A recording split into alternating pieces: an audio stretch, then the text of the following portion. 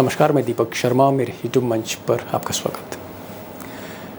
दोस्तों, प्रधानमंत्री चाहे इंदिरा गांधी हो या फिर नरेंद्र मोदी हो, सरकारें जब सुप्रीम कोर्ट से घबराती हैं तो फिर सारी मर्यादाएं टूटती हैं, फिर सारे दांव चले जाते हैं, सारे खेल किए जाते हैं। और आज की तारीख में वक्फ कानून को लेकर मोदी सरकार इतना घबराई है चीफ जस्टिस संजीव खन्ना से कि रोज कोई ना कोई नया खेल खेला जा रहा है, कोई ना कोई नया दांव चला जा रहा है, कोई ना कोई नई तिगड़म फिट की जा रही है। अब मिसाल के तौर पर सुप्रीम कोर्ट पर प्रेशर डालने के लिए सबसे पहले उपराष्ट्रपति ने, मैं ये नहीं कह रहा कि मोदी जी की तरफ से, अमित शाह की तरफ से उपराष्ट्रपति ने ऐसा किया, लेकिन उपराष्ट्रपति, वाइस प्रेसिडेंट ऑफ इंडिया ने सबसे पहले संजीव खन्ना चीफ जस्टिस को टारगेट किया। और उसके बाद मोदी और शाह के सबसे करीबी BJP MP doctor Nishikant Dubey मैदान में आ गए और इन्होंने तो सीधे सीधे डराने की कोशिश की संजीव खन्ना को। और अब देश के मशहूर वकील हरीश साल्वे को अदालत में संजीव खन्ना के आगे खड़ा किया जा रहा है, मिस्टर हरीश साल्वे। अब दोस्तों, ये देखा गया है कि मोदी जी जब भी क्राइसिस में फंसते हैं, किसी मुसीबत में फंसते हैं, तो फिर हरीश साल्वे को याद किया जाता है। और अक्सर हरीश साल्वे मोदी को कोई ना कोई सॉल्यूशन दे ही देते हैं। तो इस बार भी हरीश साल्वे को याद किया गया। और हरीश साल्वे इसी वक्फ मामले में इससे पहले बोहरा मुस्लिमों की पैरवी कर रहे थे, जो आप कह सकते हैं सरकार के साथ खड़े थे वक्फ मामले में। अब बोहरा मुस्लिम्स क्या है, सबसे पहले ये जान लेते हैं, फिर बड़ी खबर की तरफ बढ़ते हैं। जो मेरे मित्र नहीं जानते हैं बोहरा मुस्लिम्स के बारे में, तो बोहरा मुस्लिम्स आप कह सकते हैं एक रिच कम्युनिटी है मुस्लिम्स की, बिजनेस कम्युनिटी आप कह सकते हैं। लेकिन अगर संख्या देखेंगे इनकी तो बहुत कम है, माइनॉरिटी के अंदर माइनॉरिटी, अल्पसंख्यकों में अल्पसंख्यक है। यानी अगर मुसलमान इस देश में मान लीजिए 20 करोड़ हैं, तो फिर बोहरा मुस्लिम चंद लाख हैं। और ज़्यादातर जो बोहरा मुस्लिम्स हैं ये गुजरात में रहते हैं, सूरत के आसपास रहते हैं, कुछ मुंबई में रहते हैं।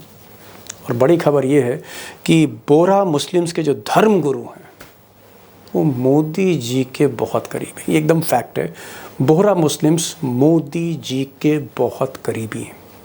इस बात को समझने की कोशिश करें, फिर आगे बढ़ता हूँ।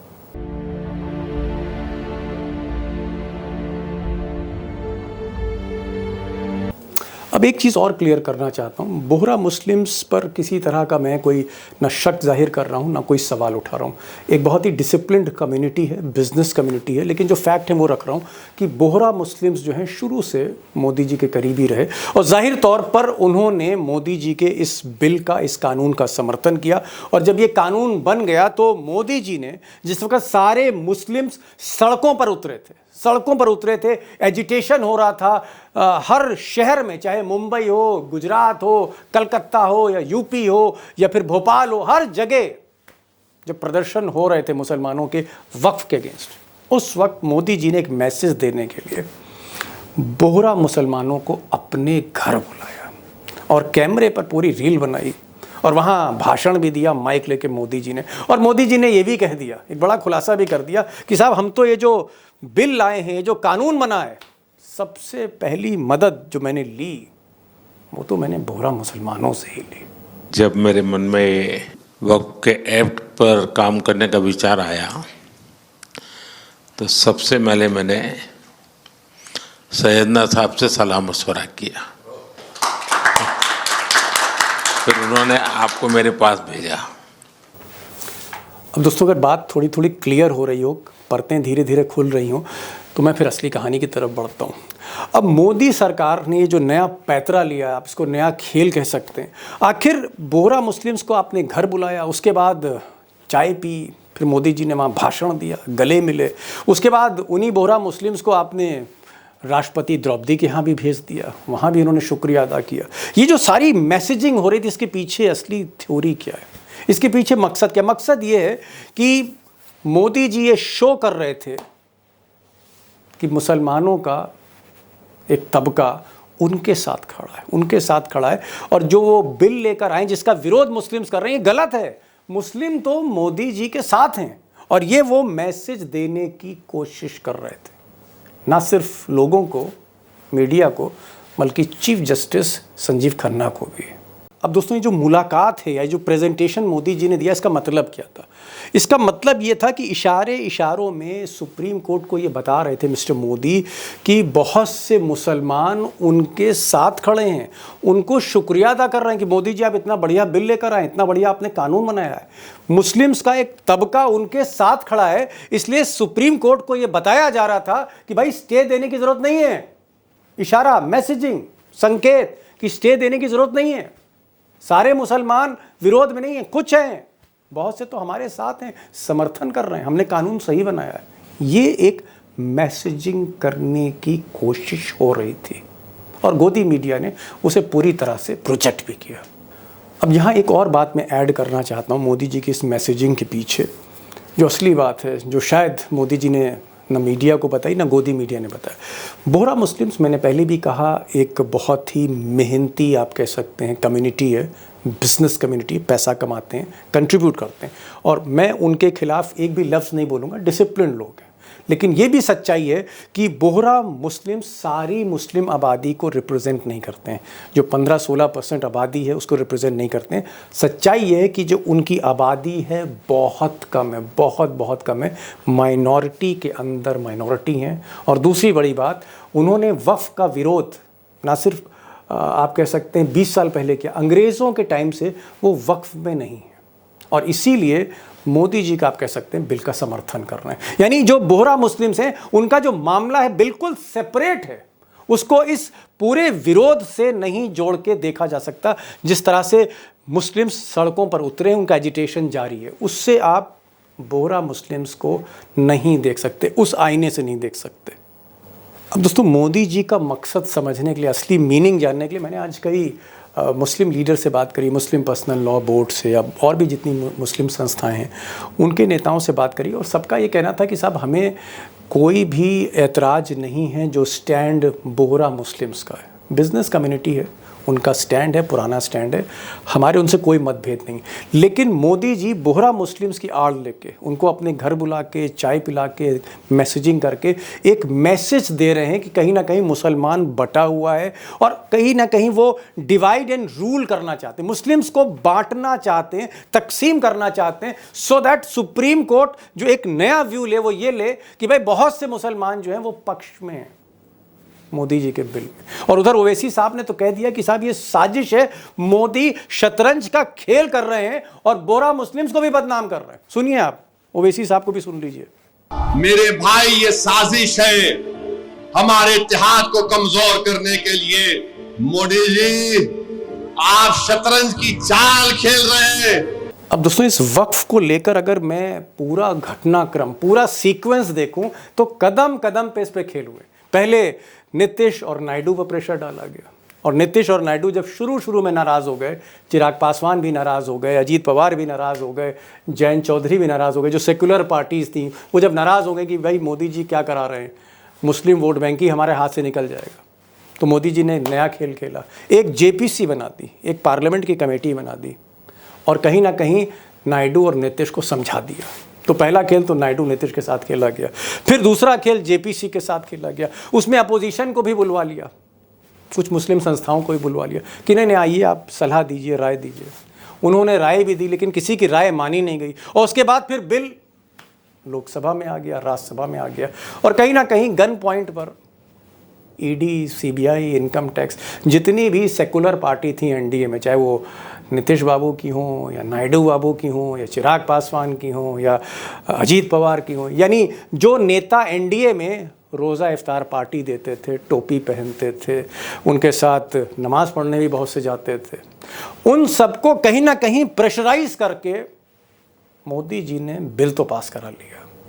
लेकिन फिर मामला फंसा जब ये सुप्रीम कोर्ट को गया, और सुप्रीम कोर्ट में जब अंतरिम आदेश, कहीं ना कहीं एक तरह से आप कह सकते हैं रोक लग गई 3 नियमों पे, तो फिर हम देखते हैं कि उपराष्ट्रपति आ गए जो सुप्रीम कोर्ट की घेराबंदी करने लगे। उसके बाद निशिकांत दुबे, दिनेश शर्मा, राजीव चंद्रशेखर, कई ऐसे MP आए जिन्होंने सीधे संजीव खन्ना का नाम लेकर डराना धमकाना शुरू कर दिया। यानी कदम कदम पर खेल होता रहा, और इसमें बोहरा मुस्लिम्स भी आ गए। अब दोस्तों, एक बार फिर से मैं क्लैरिफाई करना चाह रहा हूँ, हालांकि किसी प्रोग्राम में मुझे क्लैरिफाई करने की ज़रूरत नहीं है, लेकिन बोहरा मुस्लिम्स एक बहुत अच्छी कम्युनिटी है और इस कम्युनिटी का कोई रोल नहीं है, क्योंकि ये 100 साल पहले ही वक्त से अलग हो चुके थे। इनका स्टैंड बहुत क्लियर था। सिर्फ एक गलत मैसेजिंग दी जा रही, इसलिए मैंने ये वीडियो में जिक्र किया बोहरा मुस्लिम्स का। लेकिन सबसे बड़ा सवाल ये है, लेट्स सेपरेट बोहरा मुस्लिम्स। सरकार की जो नीति है, सरकार की जो इस वक्त नीयत है, वो ये है कि किसी तरह से संजीव खन्ना पे ऐसा प्रेशर डाल दिया जाए कि भाई इस कानून पर मोहर लग जाए, ये कानून रुके ना।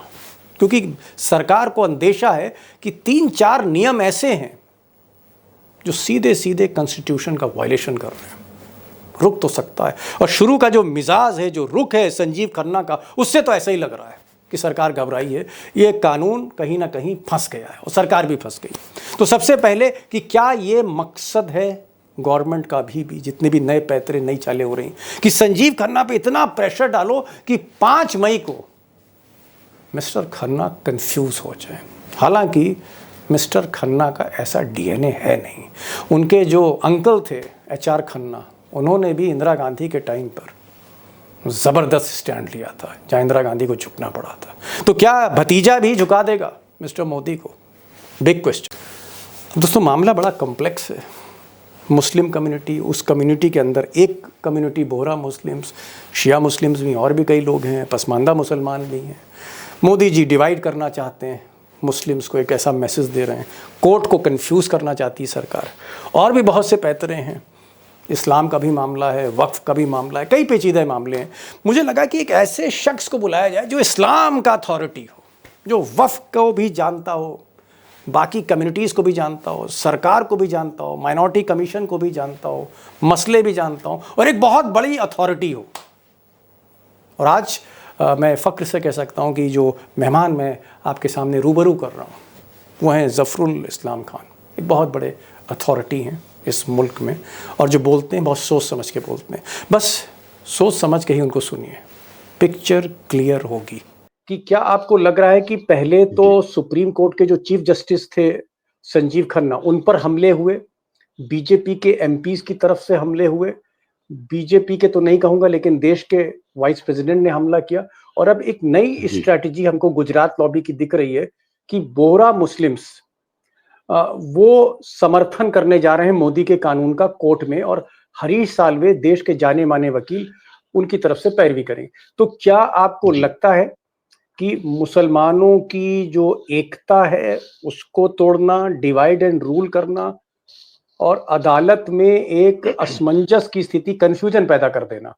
हाँ, मुझे लगता है कि बीजेपी सरकार या बीजेपी को ऐसा लग रहा है कि शायद वो हार जाएं, या ये कि मुकम्मल उनकी जीत ना हो पाए सुप्रीम कोर्ट में, कुछ चीज उनको मिल जाए, कुछ चीज ना मिले। ऐसा भी दिखाई दे रहा है कि वक्फ बाय यूजर जैसे है, या कलेक्टर को पूरी तरह से अख्तियार देना, इसके बारे में सवाल उठाया गया है। लेकिन आखिर में क्या होगा तो हम नहीं जानते, लेकिन उनको डर बहरहाल इसका है, और इसके लिए वो तरह तरह के लोगों को, जिनकी कोई भी हैसियत हमारे समाज में नहीं है, और मैं कोई यानी बोहरा के लोगों के बारे में कुछ नहीं ऐसा कहना चाहता, लेकिन हमारे समाज में वो बहुत ही छोटा सा वर्ग है, बहुत ही छोटा सा। मतलब मैं आपको बताऊं कि ये सारी दुनिया में 3 लाख है, 3 लाख में से 2 लाख इंडिया में रहते हैं, और ये गुजरात और बम्बई, ये जो कोस्टल एरिया है उसके अंदर रहते हैं। और ये हिंदुस्तान में, यानी आप ये कह सकते हैं कोई 600-700 साल पहले ये हिंदुस्तान आए थे। इनकी हिस्ट्री ये है कि इजिप्ट में जो फातिमी जो हुकूमत थी, वो जब खत्म हुई तो ये लोग भाग करके यमन गए, और यमन में भी जब उनको रास नहीं आया तो फिर वो सूरत आ गए, यानी गुजरात में सूरत में आ गए, और वहां पे हैं, और वहां पे कुछ लोकल लोगों ने भी उनकी बात को मान लिया और वो भी शामिल हो गए। लेकिन इनकी हैसियत हमारे समाज में बहुत ही छोटे से वर्ग की है, बहुत ही छोटा सा। 2 लाख हिंदुस्तान में रहते हैं और बाकी बाहर जो है 1 लाख और भी रहते हैं, 3 लाख की हैसियत। जबकि आप जो इस वक्त बात कर रहे हैं, हिंदुस्तान में मुसलमान कुछ नहीं तो 20 करोड़ है मुसलमान। तो ये खाली एक तरह से एक यानी माहौल को यानी खराब करने का, और लोगों को दिखाने का कि ये भी लोग जो है हमारे साथ हैं, ऐसा नहीं है। ये अगर ये साथ होते, मैं ये बताऊं आपको, साथ ये नहीं है सही माने में। पहले से अंग्रेजों के जमाने से ये कहते आए हैं कि हमको इस वक्फ बोर्ड में शामिल मत करो, हम अलग हैं। उनका ये कहना है कि उनके जो लीडर हैं, जिनको कि वो सैयदना बोलते हैं या उनकी अपनी जबान में दाई जी। मुतलक बोलते हैं, मतलब वो एक तरह से उनका डिक्टेटर है। जो वो कह देगा, उल्टे रहो, उल्टे लटके रहो, कुछ भी करो, अपने आप को खत्म कर लो, जी जो कुछ भी खान कह साहब, देगा वो उसको खान मानने साहब मैं की। समझ गया। जी, आपने दो बातें कही, मैं अपने दोस्तों को बताना चाहता हूँ जी, जो थोड़ा जी, सा इस्लाम से और मुस्लिम रिलीजियस अफेयर से कम वाकफियत रखते हैं। खान साहब जो एक अथॉरिटी हैं इस्लाम पर, ये कह रहे हैं कि भाई ये जो बोहरा मुस्लिम जिनको मोदी जी ने चाय पे बुलाया, फिर राष्ट्रपति के यहाँ चाय पर भेजा, फिर तमाम गोदी मीडिया ने इस मुलाकात को की पब्लिसिटी करी। ये जो बोहरा मुस्लिम्स हैं तो ये इस्लाम की ही ब्रांच हैं, तो ये मुसलमान, लेकिन ये एक बहुत ही कम संख्या में है।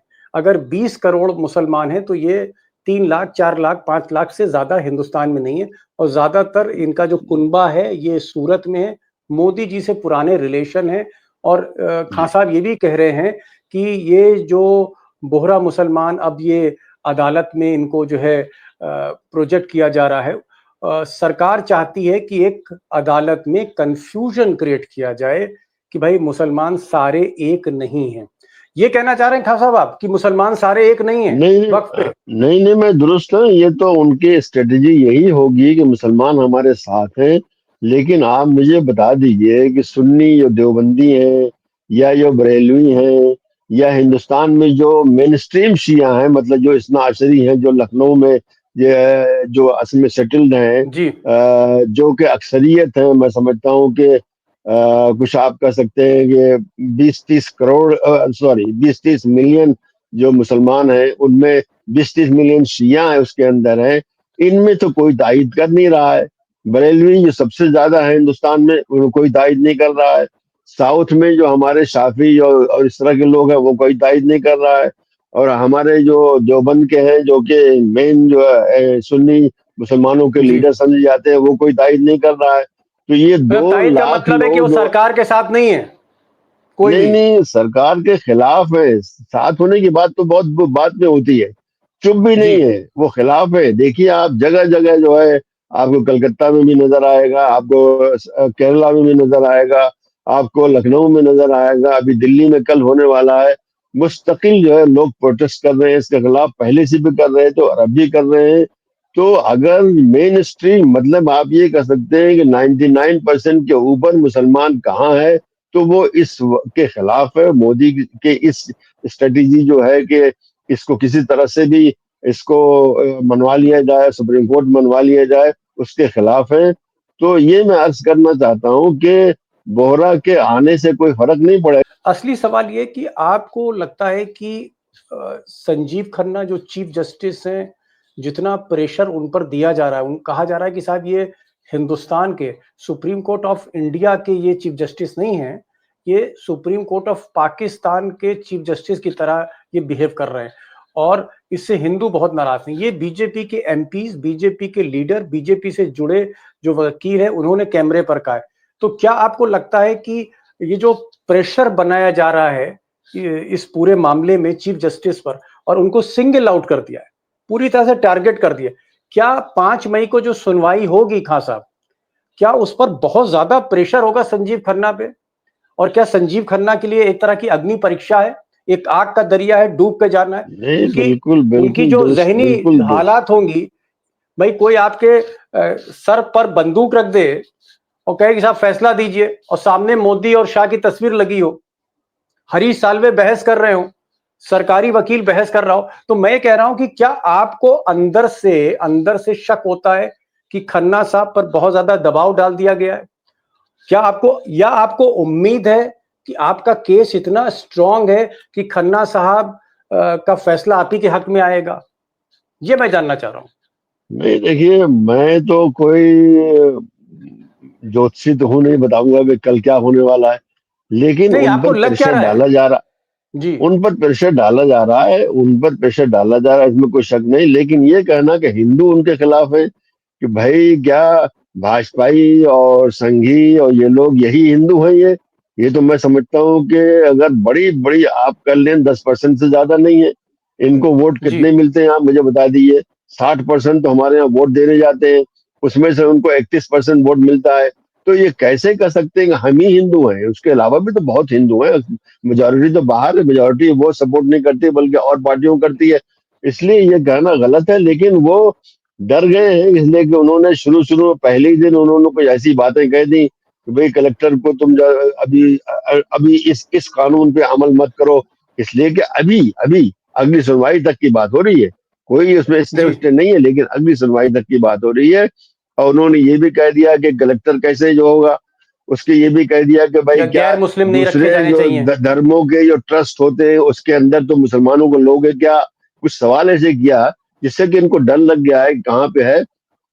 लेकिन बहरहाल वो इंसान है, इसी इसी समाज में रह रहे हैं और इसी जगह उनको बहरहाल उनके बच्चों को भी रहना है, तो उनको डर तो लगता होगा उनको। और ये जो तरीका है इनका कहने का कि पाकिस्तान के चीफ जस्टिस है, बहुत ही गलत, बहुत ही घटिया बात है इसको। आप देखिए यहाँ पर कोई भी आदमी जरा सा गलत उसको बोलने लगते हैं, तुम औरंगजेब हो, तुम तुगलक हो, तुम ये हो। कोई हद में होना चाहिए आदमी की, जब आदमी बात करे सोच समझ के बात करे। लेकिन ये ऐसा कबीला पैदा हो गया कि सोच समझ के नहीं बात करता, बस कुछ भी जो मुंह में आया बोल दिया उसको। तो प्रेशर तो डाला जा रहा है, इसमें कोई शक नहीं है। लेकिन मैं समझता हूँ कि वो ऐसे आदमी भी नहीं होंगे कि आसानी से प्रेशर में आएंगे। ऐसे लोग जो है जो कि एक जमाने से जो है जज की कुर्सी पे बैठे हुए हैं, बहरहाल बहुत ही माहिर हो जाते हैं और इस तरह के प्रेशर को झेलते होंगे, यकीनन रोज भी झेलते होंगे। तो मुझे उम्मीद है कि ऐसा नहीं होगा। लेकिन बाकी और क्या होना है, मैं कोई ज्योतिषी तो नहीं, मैं कुछ नहीं बता सकता कि क्या होने वाला, कल क्या होगा मैं नहीं जानता। जी। खान साहब इस्लामिक स्टडीज़ के जाने-माने जो है स्कॉलर हैं। एक अथॉरिटी माना जाता है जब भी इस्लाम की बात होती है, मुस्लिम प्रैक्टिसेस की बात होती है। इनका कहना है भाई 2 बातें खान साहब ने कहीं। इन्होंने कहा कि साहब मैं ज्योतिष तो हूँ नहीं, एस्ट्रोलॉजर तो हूँ नहीं कि मैं ये बता दूँ कि साहब 5 तारीख को क्या होगा या अगली सुनवाई क्या होगी। लेकिन प्रेशर डाला जा रहा है चीफ जस्टिस पर जो गलत बात है। दूसरा, इन्हें उम्मीद है, मिस्टर खान को उम्मीद है, इनको ऐसा लगता है कि चीफ जस्टिस जो हैं वो प्रेशर में नहीं आएँगे और कहीं न कहीं इनको इंसाफ मिलेगा। मुझे एक चीज़ और बताइए, आखिरी सवाल मेरा है, आप तो पूरे इस नए कानून को भी आपने पढ़ा है। इस्लाम आपसे बेहतर कोई जानता नहीं, आज की तारीख में हिंदुस्तान में आप बहुत बड़ी शख्सियत हैं इस्लाम के को लेकर। मुझे ये बताइए कि ये जो वक़्फ़ का जो मामला है, जिसको आपकी मुस्लिम बिरादरी लड़ रही है, बड़े-बड़े वकील लड़ रहे हैं, कपिल सिब्बल, अभिषेक मनु सिंघवी, संजय हेगड़े टाइप के। क्या आपको लगता है कि आपका केस मेरिट पर है? और आखिरकार अंततः ये जो कानून है मोदी-शाह का, इस पर रोक लग सकती है? क्या रोक लग सकती है इस पर? देखिए गवर्नमेंटें बहुत पावरफुल होती हैं, सिर्फ हमारे मुल्क में नहीं और जगह भी गवर्नमेंटों के पास बड़े काफी पावर भी होते हैं, उनके पास बहुत तरीके होते हैं लोगों को धौंस में लेने का और बात मनवाने का। तो ये हो सकता है कि आगे ये चल करके ये वाकई जो है सुप्रीम कोर्ट को भी जो है ये किसी तरह से मना लें और इसको करा लें उसको। लेकिन ऐसा नहीं है कि हमेशा होगा। अभी आपने देखा होगा कि पार्लियामेंट के अंदर सारी की सारी अपोजिशन पार्टियां जो है वो इसके खिलाफ थी। ये क्या बताता है? बताता है ये कि ये चलने वाली नहीं है। जिस दिन ये सरकार जाएगी उस दिन वो कानून में उनका जाएगा, वो कानून गलत है। इसलिए कि किसी को भी हक नहीं है कि वो दूसरे मजहब जो है उसके के अंदर जो है जबरदस्ती उसमें कुछ चेंजेस करे। जो वक्फ लॉ है वो सब हमारे यहाँ बिल्कुल सेटल्ड है। ऐसा नहीं है कि बस ऐसे ही हमारे दिमाग में कुछ आया। वो चीजें बड़ी बड़ी मोटी मोटी किताबें जो इतनी इतनी लिखी हुई हैं कि कौन चीज हो कैसी होगी कैसे कैसी होगी। और फिर हम इस वक्त जो है 1913 से लेकर के ये सिलसिला चल रहा है। कई कई बार कानून बने हैं, कितने बोर्ड बने हैं और आजादी के बाद से भी हो रहा है। और अभी जब रहमान खान थे उस वक्त जो है सन मेरे ख्याल 13 में जो है जो कानून बना था वो एक हद तक काफी ठीक था। उसके अंदर भी कुछ कमी थी उसके अंदर। लेकिन अब ये जो कर रहे हैं कि वो चाहते हैं किसी तरह से गवर्नमेंट का पूरा कंट्रोल, आज भी कंट्रोल है भाई, ये बता सबको जानना चाहिए, आपके जो जी दर्शक उनको जानना चाहिए कि आज भी वक्फ बोर्ड को मुसलमानों का नहीं है। देखिए उसकी हैसियत गुरुद्वारा प्रबंधक कमेटी की नहीं है। गुरुद्वारा प्रबंधक कमेटी सिखों का इदारा है, सिर्फ उसका इलेक्शन कमीशन कराता है, लेकिन वो सिखों का है। यहाँ पे वक्फ बोर्ड जो है, चाहे दिल्ली में हो, चाहे सेंट्रल हो, चाहे किसी और स्टेट में हो, वो मुसलमानों का नहीं। लेकिन अब तक इतना था कि उसके मेंबर, उसके चेयरमैन मुसलमान ही होंगे, जबकि उसके नीचे जो काम करने वाले ऑफिस में है, वो सरकारी मुलाजिम है। उसका सीईओ जो आईएएस अफसर होता है, वो सरकारी मुलाजिम है। तो वो गवर्नमेंट का इदारा है पूरी तरह से। लेकिन इतना तो था कि भाई उसके अंदर जो चेयरमैन और मेंबर होते थे मुसलमान होते थे, कुछ ना कुछ तो ख्याल करेंगे, या कुछ नहीं भी करते थे। लेकिन अब ये आपने एक रास्ता खोल दिया है कि उसके अंदर दूसरे लोग भी हैं। तो सुप्रीम कोर्ट ने ये सवाल किया था क्या कि दूसरे जो मजाहिब की जो इंडाउमेंट्स हैं, सिख हैं, क्रिश्चियन हैं, हिंदू हैं, वगैरह जी वगैरह हैं, जैन हैं, क्या उसके अंदर भी दूसरे मजहब के लोग आप लेंगे? तो उसका जवाब तो दे नहीं पाए, शायद अगली बार देंगे वो, और जी नहीं दे सकते। आज भी यही है कि ऐसा नहीं है, ऐसा है। तो आज जब औरों के साथ नहीं है तो यहाँ पे क्यों होना चाहिए? ये एक चीज गलत है। जी फिर ये कि कलेक्टर जो है, किसी और भी इंडाउमेंट में उसको ये हक नहीं है कि वो बैठ करके फैसला कर दे जी कि ये इंडाउमेंट है या नहीं है। तो ऐसी जी चीजें उसमें घुस गई हैं, जिसके बारे में काफी लोगों को परेशानी है। और मैं जी समझता हूँ अगर ये सरकार ने ध्वंस करके बाहर किसी तरह इसको मनवा भी लिया सुप्रीम कोर्ट से भी, तो भी ये चीज चलने वाली नहीं है। इसके बारे में नहीं आप देख रहे हैं कि पूरे हिंदुस्तान में मुस्लिम समाज जो है, पूरे हिंदुस्तान में इसके खिलाफ प्रोटेस्ट कर रहा है। जी अभी कल ही बहुत जी ही बड़ा, अभी तालकटोरा में एक जी बड़ा होने वाला है। जी तो ये चीज ऐसे नहीं चलेगी। और बोहरा को, लोगों को ला करके, बल्कि मुसलमान नहीं, हिंदू समाज, माफ कीजिएगा, मुस्लिम समाज में तो लोग हंस रहे हैं कि भाई ये बोहरा कहाँ से आ गए इसके अंदर, जबकि वो जी अपने आप को हमसे बिल्कुल दूर रखते हैं हमेशा। चलिए, हम खान इनको साहब ने मुसलमान ही समझते हैं, सही है। दो तीन बड़ी बातें। खान साहब जो इस्लामिक जी स्कॉलर हैं और पूरी मुस्लिम बिरादरी में, चाहे मुस्लिम पर्सनल लॉ बोर्ड हो या मुसलमानों की दो बड़ी संस्थाएं जमात उलेमा हिंद या जमात इस्लामी हो, जफरुल इस्लाम खान की बात हर जगह सुनी जाती है, मानी जाती है, क्योंकि हिंदुस्तान में लोग कहते हैं कि साहब जफरुल इस्लाम खान साहब इस्लाम पर एक बहुत बड़े हस्ताक्षर हैं। इन्होंने दो तीन बातें कही, इसलिए मैंने इनको प्रोग्राम में बुलाया था। इन्होंने कहा कि साहब बोहरा मुस्लिम्स जो हैं, इनकी संख्या बहुत कम है। अगर हम पूरे मुसलमान 20 करोड़ हैं, जिसमें कुछ शिया भी हैं 2-3 करोड़, तो बोहरा मुस्लिम्स जो हैं बहुत ही छोटी संख्या। उनका कोई आप कह सकते हैं लोकतंत्र में वो बहुत बड़ी आवाज़ नहीं है। और वो शुरू से बोहरा मुस्लिम्स जो थे वो अंग्रेज़ों के टाइम से वो वक़्त से अलग थे।